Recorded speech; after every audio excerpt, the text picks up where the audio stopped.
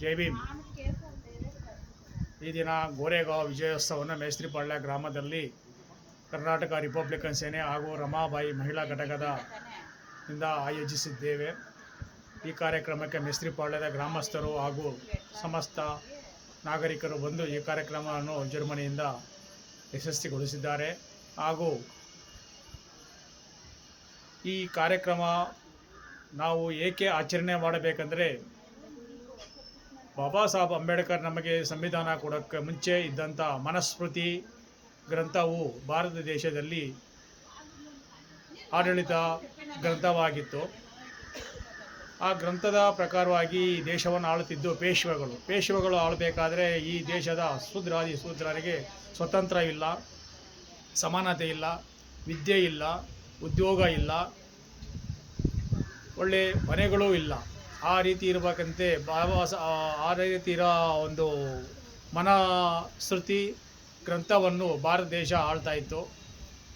ಆಗ ಗೋರೆಗಾಂವ್ ಯುದ್ಧದಲ್ಲಿ ಬ್ರಿಟಿಷರ ಈ ಭಾರತ ದೇಶಕ್ಕೆ ಬರಬೇಕಾದ್ರೆ, ಅವರು ದೇಶವನ್ನು ಅಕ್ವರಿ ಮಾಡ್ಕೊಳ್ತಾ ಇರಬೇಕಾದ್ರೆ ನಮ್ಮ ಬಾಜಿರಾಯ್ ಈ ದೇಶ ಆಳ್ತಾ ಇರ್ತಾನೆ. ನಮ್ಮ ನಾಯಕನಾದಂಥ ಸಿದ್ದನಾಯಕ್ ಎಂಬ ಒಂದು ರಿಸರ್ವ್ಮೆಂಟ್ ಇರುತ್ತೆ. ಆ ರಿಸರ್ವ್ಮೆಂಟಲ್ಲಿ ಸಿದ್ದನಾಯಕನವರು ನಾಯಕನ ಒಂದು ನಾಯಕತ್ವ ಇರುತ್ತೆ. ಅವರು ಹೋಗ್ಬಿಟ್ಟು ಬಾಜಿರಾಯಿಗೆ ಹೇಳ್ತಾರೆ, ಈ ಥರ ಬ್ರಿಟಿಷರು ನಮ್ಮ ದೇಶವನ್ನು ಅಕ್ವರಿ ಮಾಡ್ತಾ ಇದ್ದಾರೆ, ನಾವು ನಿಮಗೂ ಸಪೋರ್ಟ್ ಮಾಡ್ತೀರಿ, ನಮಗೆ ಸ್ವತಂತ್ರವಾಗಿ ಬದುಕುವಂಥ ಒಂದು ಹಕ್ಕುಗಳನ್ನು ಕೊಡಬೇಕಂತ ಕೇಳಿದಾಗ ಆ ಬಾಜಿರಾಯಿ ಅವರು ಸಿದ್ದನಾಯಕನಿಗೆ ಹೇಳ್ತಾರೆ, ನಿಮಗೆ ಯಾವುದೇ ಥರದ ಹಕ್ಕುಗಳನ್ನು ಕೊಡೋಕ್ಕೆ ನಮಗೆ ಕೊಡಲ್ಲ, ನೀವು ಶೂದ್ರರು, ನಿಮಗೂ ನಮಗೆ ಯಾವುದೇ ಒಂದು ಹೊಂದಾಣಿಕೆ ಆಗೋಲ್ಲ ಅಂತ ಹೇಳ್ಬಿಟ್ಟು ಸಿದ್ದನಾಯಕ ನಿಂತಂಥ ಜಾಗವನ್ನು ಸಗಣಿ ಹಾಗೂ ಗಂಜಲದಿಂದ ಸ್ವಚ್ಛಗೊಳಿಸಿ ಸಿದ್ದನಾಯಕನಿಗೆ ಅವಮಾನ ಮಾಡಿ ಕಳಿಸುತ್ತಾರೆ. ಆವಾಗ ಸಿದ್ದನಾಯಕು ಬ್ರಿಟಿಷರಿಗೆ ಬೆಂಬಲವಾಗಿ ನಿಂತು ಬ್ರಿಟಿಷರ ಸೈನ್ಯದಲ್ಲಿ ಸೇರಿ ಈ ಬಾಜಿರಾಯರ ಮೇಲೆ ಯುದ್ಧವನ್ನು ನಡೆಸೋದಕ್ಕೆ ಹುನ್ನಾರ ಪ್ರಯತ್ನ ಪಟ್ಟಾಗ ಸಿದ್ದನಾಯಕನ ಸೈನಿಕ ಬಂದು ಬರೀ 500 ಜನ ಸೈನಿಕರು, ಒಟ್ಟು ಬ್ರಿಟಿಷರ ಸೈನ್ಯ ಸೇರಿ 800 ಜನ ಇರ್ತಾರೆ. ಬಾಜಿರಾಯಂದು 2800 ಜನ ಸೈನಿಕರು. ಆ ಸೈನಿಕರನ್ನು ಸದೆ ಬಡಿಬೇಕಾದ್ರೆ ನಮ್ಮ ಸಿದ್ದನಾಯಕ ಹೇಳ್ತಾನೆ, ನಾವು 500 ಜನ ಮೊಹರ್ ಸೈನಿಕರೇ ಪೇಶ್ವೆಗಳ ಹುಟ್ಟು ಅಡಗಿಸುತ್ತೇವೆ ಅಂತೇಳಿ 500 ಜನ ಪೇಶ್ವೆಗಳು ಭೀಮಾ ನದಿ ತೀರದ ಮೇಲೆ ಯುದ್ಧ ನಡೀತದೆ. ಪೇಶ್ವೆಗಳಿಗೂ ಬಾಜಿರಾಯಿ ಸೈನ್ಯ ಹಾಗೂ ಸಿದ್ದನಾಯಕ್ ಮೊಹರ್ ಸೈನಿಕರಿಗೂ ಯುದ್ಧ ಬೆಳಗಿನ ಜಾವ 6 ಗಂಟೆಯಿಂದ ಸಾಯಂಕಾಲ 6 ಗಂಟೆಗೆ 12 ಗಂಟೆಗಳಲ್ಲಿ 2800 ಜನಗಳನ್ನು ಸೆದೆಬಡಿದು ಈ ಬ್ರಿಟಿಷರಿಗೆ ಅಧಿಕಾರವನ್ನು ಕೊಟ್ಟು, ಬ್ರಿಟಿಷರು ನಮಗೆ ಆಗ ಒಂದು ವಿದ್ಯೆದ ಸ್ವತಂತ್ರ ಕೊಡ್ತಾರೆ. ಹಾಗೂ ನಾವು ಸ್ವತಂತ್ರವಾಗಿ ಬದುಕುವಂಥ ಹಕ್ಕನ್ನು ಕೊಟ್ಟವರು ನಮಗೆ ಬ್ರಿಟಿಷರು. ಕೆಲವು ಜನಗಳು ಹೇಳ್ತಾರೆ, ಬಾಬಾ ಸಾಹೇಬ್ ಅಂಬೇಡ್ಕರ್ ಕೂಡ ಬ್ರಿಟಿಷರಿಗೆ ಬೆಂಬಲವಾಗಿ ನಿಂತಿದ್ದಾರೆ ಅಂದರೆ, ಈ ದೇಶದಲ್ಲಿ ಮನುವಾದಿಗಳು ಆಳಬೇಕಾದರೆ ನಮಗೆ ಶೂದ್ರರಿಗೆ ನಿಜವಾದ ಹಕ್ಕು, ಒಂದು ವಿದ್ಯೆ, ಬುದ್ಧಿ, ಜ್ಞಾನವನ್ನು ಕೊಟ್ಟವರು ಬ್ರಿಟಿಷರೇ ಹೊರತು ಈ ಪೇಶ್ವೆಗಳು, ಮನುವಾದಿ ಇರುವಂಥ ರಾಜರುಗಳು ನಮಗೆ ಯಾವುದೇ ಹಕ್ಕುಗಳನ್ನು ಕೊಡಲಿಲ್ಲ. ಅದಕ್ಕೋಸ್ಕರ ನಾವು ಸಿದ್ದನಾಯಕ್ ಹಾಗೂ ಮೊಹರ್ ಸೈನಿಕರು ಬ್ರಿಟಿಷರಿಗೆ ಬೆಂಬಲವಾಗಿ ನಿಂತು ಪೇಶ್ವೆ ಸೈನ್ಯವನ್ನು ಸೆದೆಬಡಿತಾರೆ. ಈ ರೀತಿ ಯುದ್ಧವನ್ನು ನಾವು ಮಾಡಿ ನಮ್ಮ ಸೈನಿಕರು ಆ ದಿನ ಅಲ್ಲಿ ಕೃತಜ್ಞರಾದ ನಮ್ಮ 500 ಜನ ಮೊಹರ್ ಸೈನಿಕರಲ್ಲಿ ಬರೀ 27 ಜನ ಸಾಯ್ತಾರೆ. 27 ಜನ ಸೈನಿಕರು ಸತ್ತಾಗ ಆ ಸೈನಿಕರ ಒಂದು ನೆನಪಿಗೋಸ್ಕರ ಆ ಬ್ರಿಟಿಷ್ ರಿಸರ್ವ್ಮೆಂಟಲ್ಲಿ ಗೋರೆಗಾಂವ್ ಭೀಮಾ ನದಿ ತೀರದ ಹತ್ತಿರ ಒಂದು ಸ್ತಂಭವನ್ನು ಸ್ಥಾಪನೆ ಮಾಡಿ ಆ ಸ್ತಂಭದಲ್ಲಿ ಆ 28 ಜನಗಳ ಹೆಸರನ್ನು ಕೆತ್ತಿರುತ್ತಾರೆ ಬ್ರಿಟಿಷರು. ಹೀಗಿರಬೇಕಾದ್ರೆ ಬಾಬಾ ಸಾಹೇಬ್ ಅಂಬೇಡ್ಕರ್ ಲಂಡನ್ನಲ್ಲಿ ಯೂನಿವರ್ಸಿಟಿಯಲ್ಲಿ ಓದಬೇಕಾದ್ರೆ ಲೈಬ್ರರಿಯಲ್ಲಿ ಓದ್ತಾ ಇರ್ತಾರೆ. ಒಂದು ಗ್ರಂಥವನ್ನು ತೆಗೆದು ಓದಬೇಕಾದ್ರೆ ಆ ಗ್ರಂಥದಲ್ಲಿ ಗೋರೆಗಾಂವ್ ಯುದ್ಧದ ಒಂದು ಇತಿಹಾಸವನ್ನು ಬರೆದಿರುತ್ತದೆ. 1927ರಲ್ಲಿ ಬಾಬಾ ಸಾಹೇಬ್ ಅಂಬೇಡ್ಕರು ಆ ಗ್ರಂಥವನ್ನು ಓದಿ ನಮ್ಮ ಮೊಹರ್ ಸೈನಿಕರು ಇಷ್ಟೊಂದು ಹೋರಾಟ ಮಾಡಿ ಈ ದೇಶದಲ್ಲಿ ಇಷ್ಟೊಂದು ವೀರರಿದ್ದಾರೆ ಅಂತ ಆ ದಿನ ಬಾಬಾ ಸಾಹೇಬ್ ಅಂಬೇಡ್ಕರ್ಗೆ ತುಂಬ ಒಂದು ಆಶ್ಚರ್ಯದ ಸಂಗತಿ ಆಗುತ್ತೆ. ಆಗ ಬಾಬಾ ಸಾಹೇಬ್ ಅಂಬೇಡ್ಕರು ಅಂದೇ ಬಂದು ಗೋರೆಗಾಂವ್ ಭೀಮಾ ನದಿ ತೀರಕ್ಕೆ ಹೋಗಿ ಅಲ್ಲಿ ಇರುವಂಥ ಸ್ತಂಭವನ್ನು ಸ್ವಚ್ಛಗೊಳಿಸಿ ಜನವರಿ 1ನೇ ತಾರೀಕು ಬಾಬಾ ಸಾಹೇಬ್ ಅಂಬೇಡ್ಕರು ದೇಶದಲ್ಲಿ ಇಲ್ಲೇ ಮೂಲೆಯಲ್ಲಿ ಇದ್ದರೂ ಕೂಡ 1ನೇ ತಾರೀಕು ಆ ಸ್ತಂಭ ಹತ್ರ ಹೋಗಿ ವಿಜಯೋತ್ಸವನ ಆಚರಣೆ ಮಾಡಿ ಆ ಹುತಾತ್ಮರಾದಂಥ ನಮ್ಮ ಮೊಹರ್ ಸೈನಿಕರಿಗೆ ಕೃತಜ್ಞತೆ ಸಲ್ಲಿಸಿ ಗೌರವ ಸೂಚಿಸುವುದು ಬಾಬಾ ಸಾಹೇಬ್ ಅಂಬೇಡ್ಕರದು. ಅದು ಸತತವಾಗಿ ಈಗ 1927ರಿಂದ ಇಂದಿನವರೆಗೆ 109 ವರ್ಷಗಳು ಸತತವಾಗಿ ಗೋರೆಗಾಂವಲ್ಲಿ ನಮ್ಮ ಶೂದ್ರರು ಹಾಗೂ ಭೀಮ ಬಂಧುಗಳು ಎಲ್ಲರೂ ಹೋಗಿ ಆ ಸೈನಿಕರಿಗೆ ಶ್ರದ್ಧಾಂಜಲಿಯನ್ನು ಅರ್ಪಿಸಿ ಅಲ್ಲೊಂದು ಹೂವನ್ನು ಇಟ್ಟು ನಾವು ಗೌರವ ಸೂಚಿಸಿ ಬರುತ್ತಾರೆ. ಅದರ ಪ್ರಕಾರ ನಮ್ಮ ಕರ್ನಾಟಕ ರಿಪಬ್ಲಿಕನ್ ಸೇನೆಯಿಂದ ನಮ್ಮ ದಿವಂಗತ ಜಗದೀಶ್ ಶಂಕರ್ ಸಾಹೇಬರು ನಮ್ಮನ್ನೆಲ್ಲ ಸತತವಾಗಿ ಕರ್ಕೊಂಡು ಹೋಗ್ತಾಯಿದ್ರು.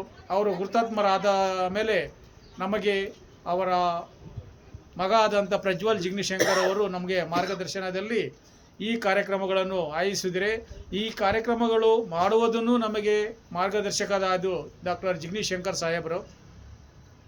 ಇದೇ ಥರ ನಮ್ಮ ಈ ದೇಶದ ಸ್ವಾತಂತ್ರ್ಯಕ್ಕೋಸ್ಕರ ಹೋರಾಡಿದಂಥ ಎಷ್ಟೋ ಮಹಾತ್ಮರನ್ನು ಇತಿಹಾಸವನ್ನು ತಿರುಚಿ ನಮಗೆ ಪಠ್ಯಪುಸ್ತಕಗಳಲ್ಲಿ ಈ ಮನುವಾದಿಗಳು ನಮ್ಮ ಶೂದ್ರರಿಗೆ ಅನ್ಯಾಯ ಮಾಡಿದ್ದಾರೆ.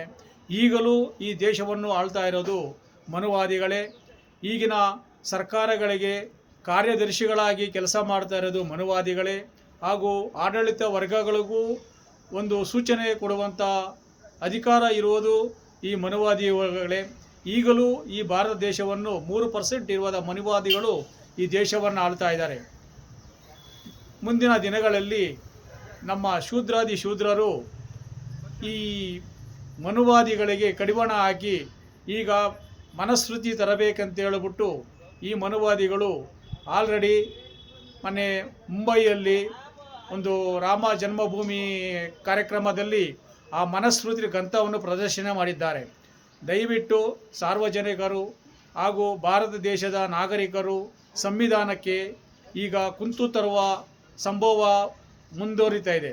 ದಯವಿಟ್ಟು ಸಂವಿಧಾನವನ್ನು ನಾವೆಲ್ಲರೂ ಉಳಿಸಿಕೊಳ್ಳಬೇಕು. ಸಂವಿಧಾನ ಉಳಿಸಿಕೊಳ್ಳಬೇಕಾದರೆ ಬಾಬಾ ಸಾಹೇಬ್ ಅಂಬೇಡ್ಕರ್ ತತ್ವಗಳನ್ನು ನಾವು ಪಾಲಿಸಬೇಕು. ಅವರ ಕೃತಿಗಳನ್ನು ಓದಬೇಕು. ಸಂವಿಧಾನವನ್ನು ನಾವು ಅರ್ಥ ಮಾಡಿಕೊಂಡಾಗ ಮಾತ್ರ ನಾವು ಸಂವಿಧಾನ ನಿಜವಾದ ಗೌರವಸ್ಥರಾಗುತ್ತೇವೆ ಹಾಗೂ ಬಾಬಾ ಸಾಹೇಬ್ ಅಂಬೇಡ್ಕರ್ಗೆ ನಾವು ಗೌರವ ಸೂಚಿಸಿದಂತಾಗುತ್ತದೆ. ಆದ್ದರಿಂದ ಸಮಸ್ತ ನಾಗರಿಕರು ಮನೆಗಳಲ್ಲಿ ಇರುವಂಥ ಮಕ್ಕಳಿಗೆ ಸಂವಿಧಾನದ ಒಂದು ವಾಕ್ಯಗಳನ್ನು ಓದಲು ಪ್ರೇರೇಪಿಸಬೇಕೆಂದು ತಮ್ಮ ಕರ್ನಾಟಕ ಹಾಗೂ ದೇಶದ ಎಲ್ಲ ನಾಗರಿಕರಲ್ಲಿ ನಾವು ಮನವಿ ಮಾಡಿಕೊಳ್ಳುತ್ತೇವೆ. ಈ ಮನುವಾದಿಗಳಿಗೆ ಈಗ ಈ ಶೋಷಿತ ಸಮಾಜಗಳು ಎಲ್ಲೇ ಮನೆಗಳ ಕಟ್ಟಿಕೊಂಡಿರೋ ಈ ಮನುವಾದಿಗಳ ಒಂದು ಕುತಂತ್ರದಿಂದ ಅಂಥ ಮನೆಗಳನ್ನು ಕೆಡವಿ ಅನ್ಯಾಯ ಆಗುತ್ತಿದೆ. ಹಾಗೂ ರೈತರಿಗೆ ಭೂಮಿ ಇಲ್ಲದೆ ಎಷ್ಟೋ ರೈತರು ಬೀದಿ ಪಾಲಾಗುತ್ತಿದ್ದಾರೆ. ಇದೆಲ್ಲ ಈ ಮನುವಾದಿ ತತ್ವಗಳು ನಡೆಯುತ್ತಿದೆ. ಮನುಸ್ಮೃತಿ ನಮ್ಮ BJP ಸರ್ಕಾರ ಮೋದಿ ಸಾಹೇಬರು ಈಗ ಮನುಸ್ಮೃತಿಯನ್ನು ನಾವು ಬಾಬಾ ಸಾಹೇಬ್ ಅಂಬೇಡ್ಕರ್ ಗೌರವ ಸೂಚಿಸ್ತೀರಿ ಅಂದರೆ ಒಳಗೆ ಮನುಸ್ಮೃತಿಯನ್ನು ತಿದ್ದುವಂಥ ಕೆಲಸ ಮಾಡುತ್ತೆ. ಹಾಗೂ ಆಡಳಿತ ಪಕ್ಷವಾಗಿರಲಿ ವಿರೋಧ ಪಕ್ಷವಾಗಿರಲಿ ಬಾಬಾ ಸಾಹೇಬ್ ಅಂಬೇಡ್ಕರ್ ಕೊಟ್ಟಂಥ ಸಂವಿಧಾನಕ್ಕೆ ಎಲ್ಲರೂ ಮುಂದೆ ಸಂವಿಧಾನ ಬೇಕು ಅಂತ ಹೇಳ್ತಾರೆ. ಆದರೆ ಹಿಂದೆ ಸಂವಿಧಾನವನ್ನು ತಿರುಚುವಂಥ ಹುನ್ನಾರಗಳು ನಡೆಯುತ್ತಿವೆ. ದಯವಿಟ್ಟು ಸಮಸ್ತ ಭಾರತ ದೇಶದ ನಾಗರಿಕರು, ಶೋಷಿತ ಸಮಾಜ, ದೀನ ದಲಿತರು ಎಲ್ಲರೂ ಸಂವಿಧಾನವನ್ನು ರಕ್ಷಣೆ ಮಾಡಬೇಕು. ಬಾಬಾ ಸಾಹೇಬ್ ಅಂಬೇಡ್ಕರ್ ತತ್ವಗಳಲ್ಲಿ ನಾವು ಮುನ್ನಡೆಯಬೇಕು. ದೇಶದಲ್ಲಿ ಒಂದು ಪ್ರೀತಿ, ವಾತ್ಸಲ್ಯ, ಸ್ವಾಭಿಮಾನ, ಸೌಹಾರ್ದತೆ ಅನ್ನು ಕಾಪಾಡಿಕೊಂಡು ಮುಂದಿನ ದಿನಗಳಲ್ಲಿ ಸಂವಿಧಾನವೇ ನಮಗೆ ಶ್ರೇಷ್ಠವಾದ ಗ್ರಂಥ. ಈ ಭಾರತ ದೇಶದಲ್ಲಿ ಎಷ್ಟೇ ಗ್ರಂಥಗಳಿದ್ದರೂ ನಮಗೆ ಈ ದೇಶವನ್ನು ಆಳುವುದಕ್ಕೆ ಯಾವುದು ಶ್ರೇಷ್ಠವಲ್ಲ. ಬಾಬಾ ಸಾಹೇಬ್ ಅಂಬೇಡ್ಕರ್ ಕೊಟ್ಟಂಥ ಸಂವಿಧಾನವೇ ಶ್ರೇಷ್ಠ. ದಯವಿಟ್ಟು ಎಲ್ಲ ನಾಗರಿಕರು ಮುಂದಿನ ಚುನಾವಣೆಗಳಲ್ಲಿ ಸ್ವಾಭಿಮಾನದಿಂದ ಓಟನ್ನು ಹಾಕಿ ನಮ್ಮ ಶೋಷಿತ ಸಮಾಜಗಳಿಗೆ ನ್ಯಾಯ ಸಿಗುವಂಥ ಸರ್ಕಾರಗಳನ್ನು ರಚನೆ ಮಾಡಿ ನಾವು ಮುಂದಿನ ದಿನಗಳಲ್ಲಿ ಒಗ್ಗಟ್ಟಾಗಿ ಒಮ್ಮತದಿಂದ ಸಾರ್ವಭೌಮದಿಂದ ಈ ಸಂವಿಧಾನವನ್ನು ಉಳಿಸಿಕೊಳ್ಳಬೇಕೆಂದಲೂ ಸರ್ವರಲ್ಲಿ ಮನವಿ ಮಾಡಿಕೊಳ್ಳುತ್ತೇನೆ. ಈ ಕಾರ್ಯಕ್ರಮಕ್ಕೆ ಎಲ್ಲರೂ ಬಂದು ಈ ಗೋರೆಗಾಂವ್ ವಿಜಯೋತ್ಸವವನ್ನು ಆಚರಿಸಿದಂಥ ಮೇಸ್ತ್ರಿಪಾಳ್ಯ ಗ್ರಾಮಸ್ಥರು ಹಾಗೂ 4 ಮಾತುಗಳಿಗೆ ನನಗೆ ಅವಕಾಶ ಕೊಟ್ಟಂಥ ಸಮಸ್ತ ನಾಗರಿಕರಿಗೂ ಧನ್ಯವಾದಗಳು.